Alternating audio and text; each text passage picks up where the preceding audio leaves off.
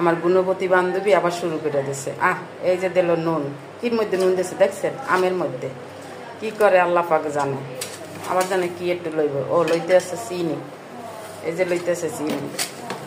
এদিন খাওয়াইলো ফুডিং, আবার খাওয়াইলো কি জানি বড়া, কাবাব, সরি ঢাকায় তো কয় কাবাব, আমি কই বড়া। এখন আমের মধ্যে সেটকাইতেছে, বুঝছি হ্যাঁ আমদুধ করবে, বুঝছেন নি আপনারা, যেহেতু এমন করে সেটকাইতে আছে, সেটকাইতে আমদুধ করবে। বানাও বানাইয়া সেটকাই এবার তোমার ফ্রিজে ঠান্ডা খাইলে শরীরটা তরতাজা ঠান্ডা হয়ে যাবে।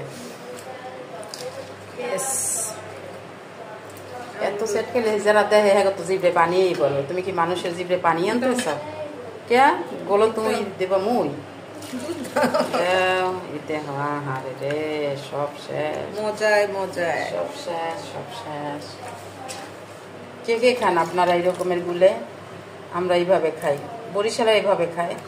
আর এক দেশে দেখছি যে আম ছোলে, তারপরে কাঁঠাল, আম, ভাত এভাবে নিয়ে খায়। আমরা আবার এভাবে খাই না, আমরা এইভাবেই খাই।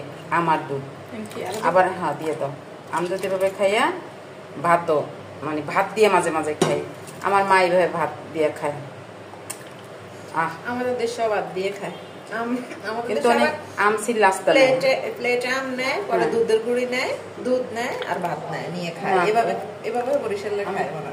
আর আমরা খাই এইভাবে, বরিশালে এইভাবে খাই, অনেক সময় ভাত দিয়ে খাই, কিন্তু ওই যে আস্তা আম এইভাবে নেই না, কারা কারা যেন নেয়। আসেন আপনাদের সবাই দাওয়াত, চলে আসেন আকাশের ঠিকানায় আমার বাসায়।